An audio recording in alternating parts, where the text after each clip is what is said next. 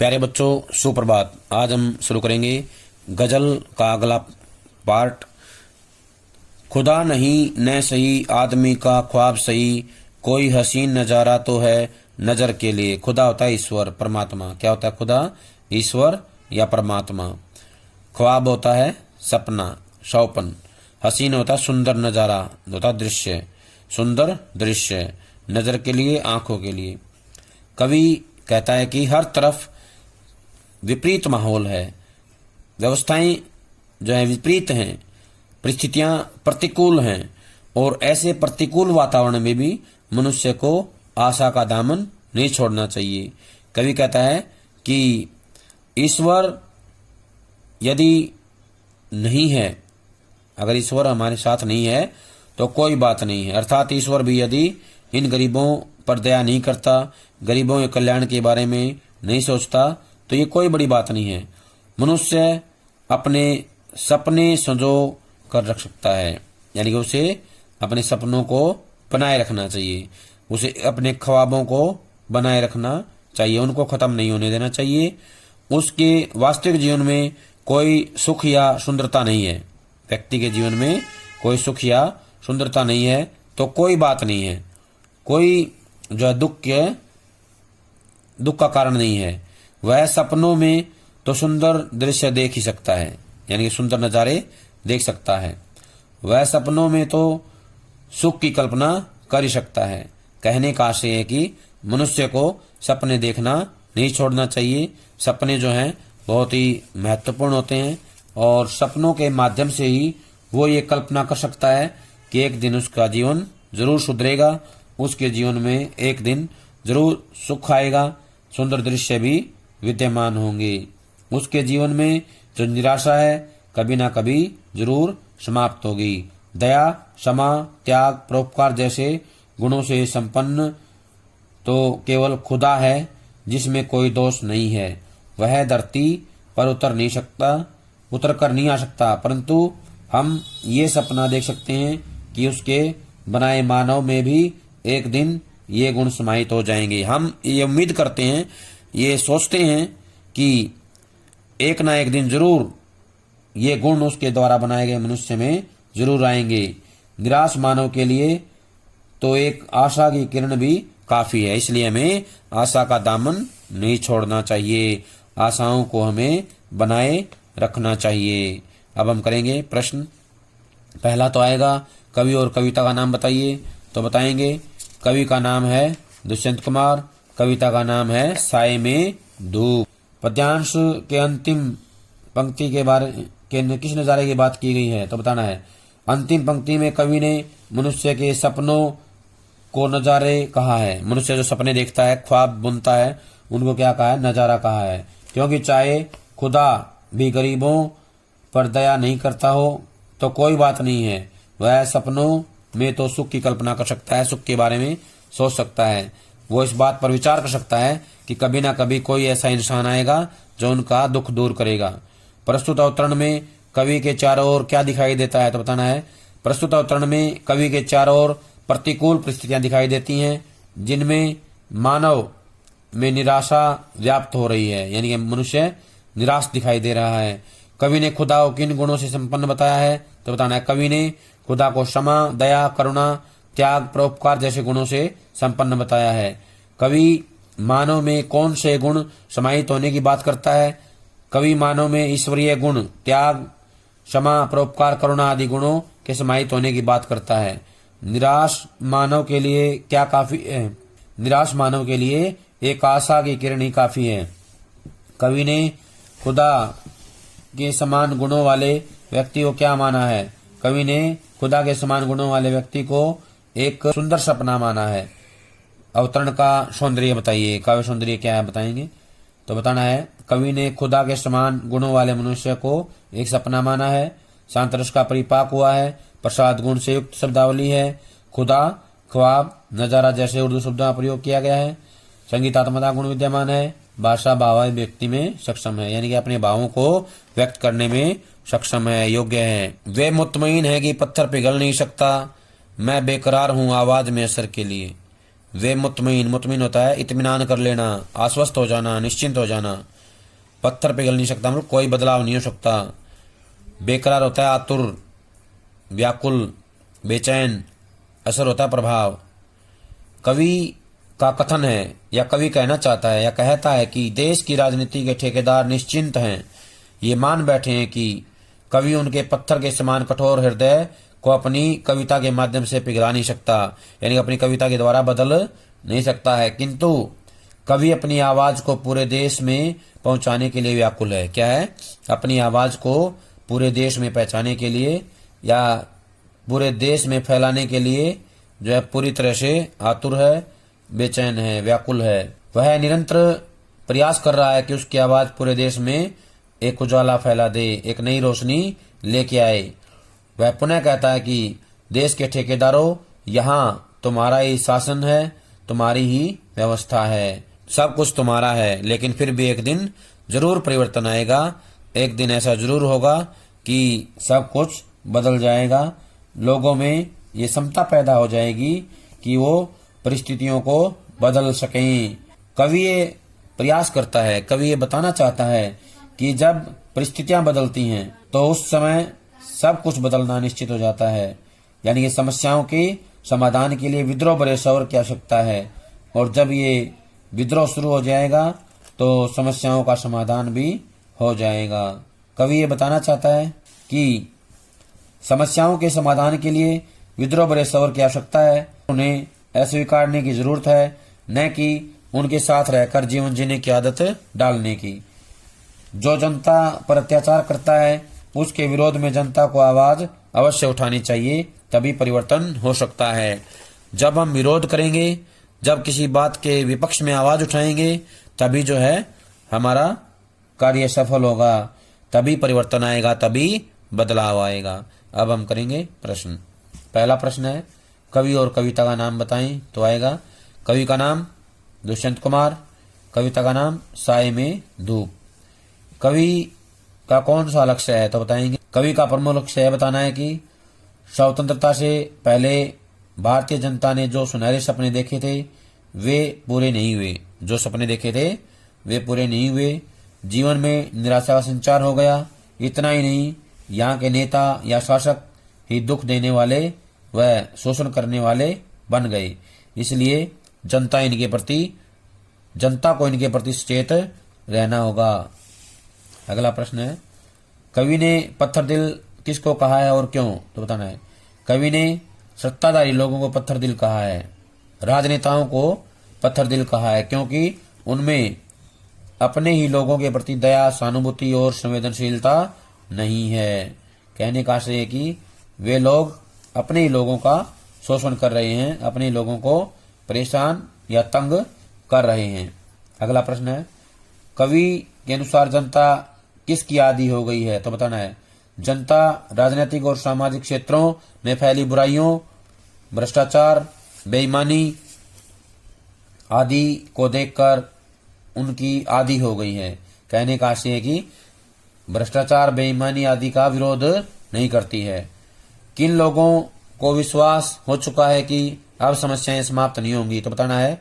जनता को विश्वास हो चुका है कि अब समस्याएं समाप्त नहीं होंगी, क्योंकि जैसे पत्थर पिघलना संभव नहीं है, ठीक उसी प्रकार परिस्थितियां बदलना भी संभव नहीं है।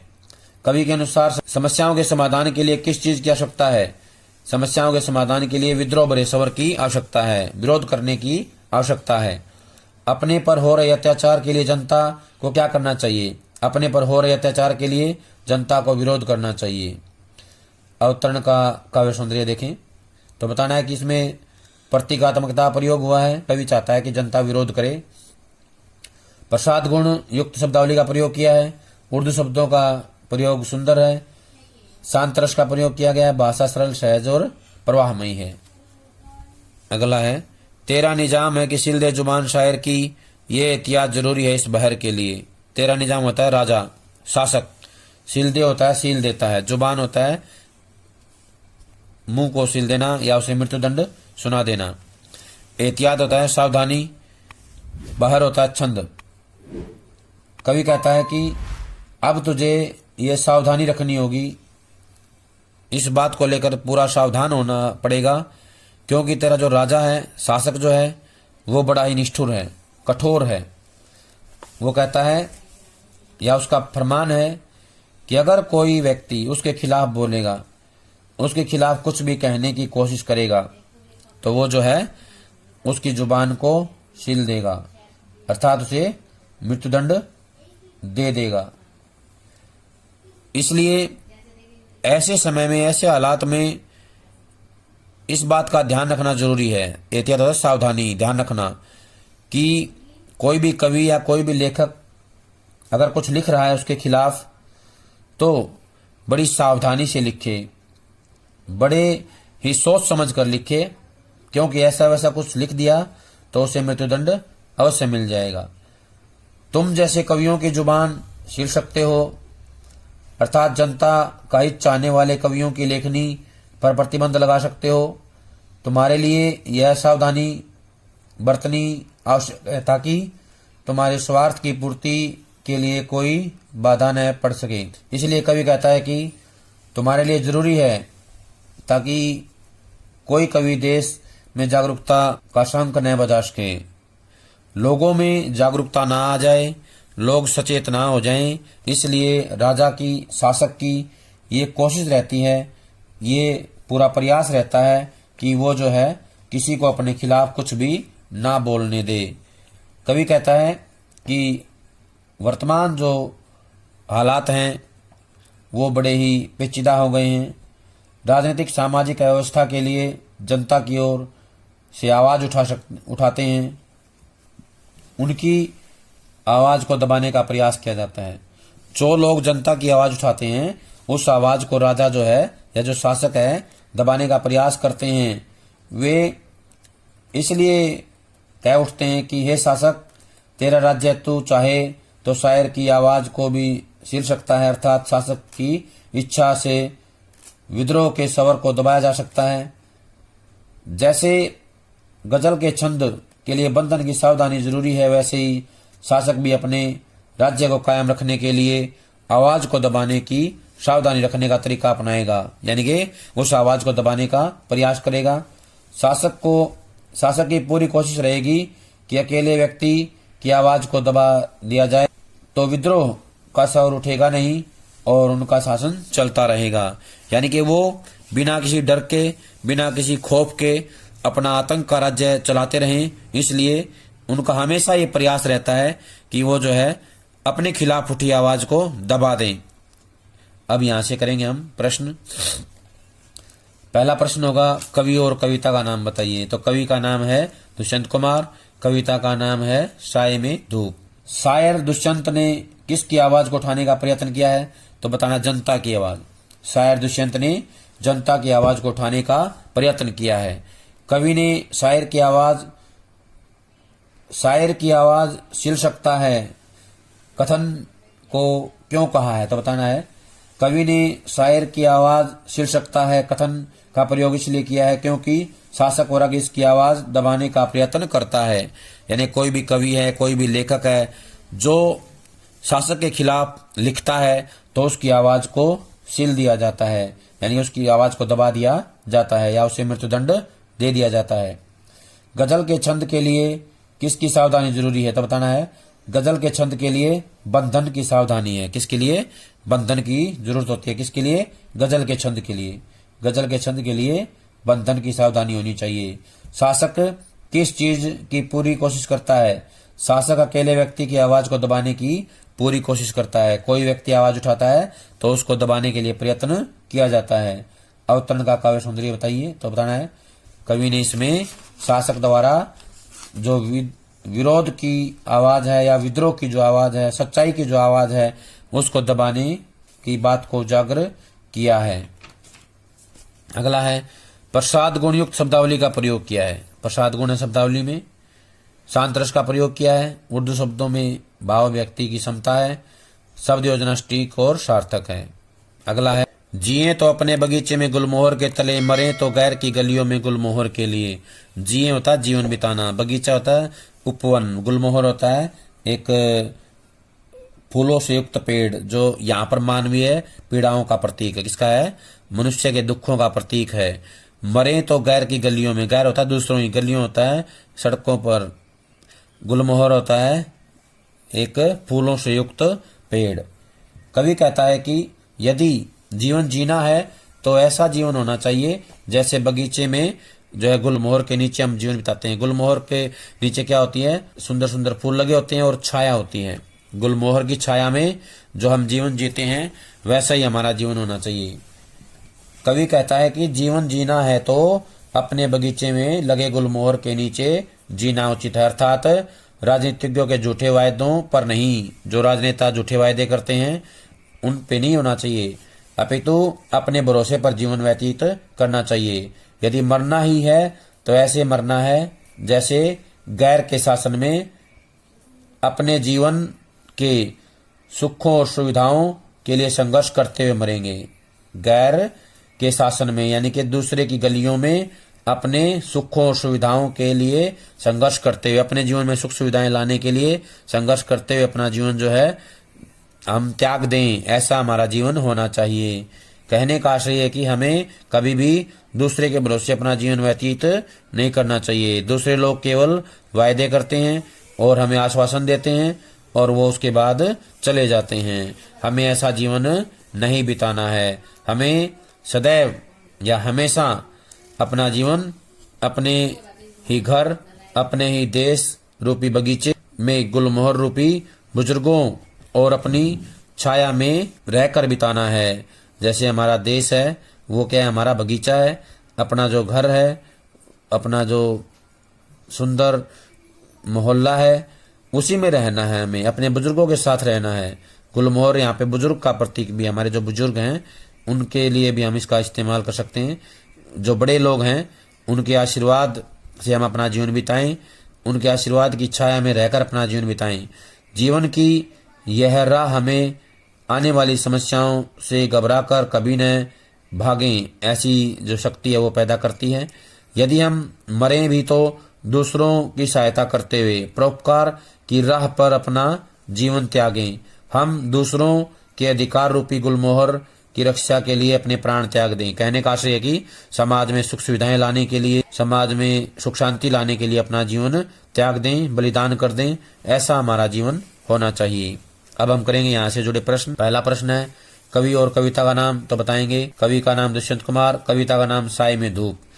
कवि ने अवतरण में किस प्रकार के भय को प्रकट किया है, तो बताना है। कवि ने परोपकार के भावों को अपनाने तथा अपने घर के बाहर देश के प्रति लगाव को बनाए रखने के भय को प्रकट किया है। कवि ने किस प्रकार के आदमी की मन की इच्छा को प्रकट किया है। कवि ने राजनीतिक सामाजिक व्यवस्था से परेशान आदमी के मन की इच्छा को प्रकट किया है। कवि जीवन जीते हुए कहाँ रहने की बात करता है। कवि कहता है कि अपना जीवन जीते हुए यदि हम रहें तो सदा अपने ही घर, अपने ही देश रूपी बगीचे में गुलमोहर रूपी बुजुर्गों और अपनों की छाया में रहें। कवि किससे दूर ना भागने की सलाह देता है। कवि जीवन की राह में आने वाली समस्याओं से घबराकर कभी ना भागने की सलाह देता है। कवि किस प्रकार जीवन त्याग की बात करता है। कवि कहता है कि यदि वह मरे तो दूसरों की सहायता करते हुए मरे तथा परोपकार की राह पर अपना जीवन त्यागे। कवि किसके लिए प्राण त्यागने को कहता है। कवि दूसरों के अधिकार रूपी गुलमोहर के रक्षा के लिए अपने प्राण त्यागने के लिए कहता है कि जब हम अपने प्राण त्यागें तो प्राण दूसरों के अधिकार रूपी गुलमोहर की रक्षा के लिए त्यागें। इसमें बताना है अवतरण का जो काव्य सौंदर्य है। कवि ने परोपकार के भावों को अपनाने तथा अपने घर बाहर देश के प्रति लगाव के बनाए रखने के भय को प्रकट किया है। उपदेशात्मक स्वर है, प्राथमिकता ज्यादा मिलती है इसमें देखने को। उर्दू शब्दावली के दिखता है। अनुप्रास का सहज स्वाभाविक प्रयोग सराहनीय है। शांत रस और लक्षणा शब्द शक्ति का प्रयोग किया है। कवि इन पंक्तियों के माध्यम से या इस शेर के माध्यम से हमारे जीने और मरने का लक्ष्य क्या बताता है, तो बताना है। कवि ने हमारे जीने का लक्ष्य अपने देश व उसकी बेहतरी बताई है। क्या बताई है? अपने देश व उसकी बेहतरी बताई है। और मरने का लक्ष्य विदेश को ही बताया है। कहने का भाव यह है कि जिए तो शासकों के झूठे वायदों पर नहीं अपितु अपने आप के भरोसे पर जिए, और मरना हो तो उनके शासन में सुख सुविधाओं के लिए लड़ते हुए मरें। कहने का आशय है कि लोगों को सुख सुविधाएं दिलाने के लिए लड़ें, उनका अधिकार दिलाने के लिए लड़ें। प्यारे बच्चों, ये थी हमारी गजल साए में धूप। सभी इसकी व्याख्या अच्छे से याद करेंगे, और जैसे ही व्याख्या याद हो जाए तो इसके प्रश्न उत्तर लिख करके कॉपी में याद करें। जब तक अगली वीडियो नहीं आती है तब तक सभी ये काम पूरा कर लें। सभी का बहुत बहुत धन्यवाद।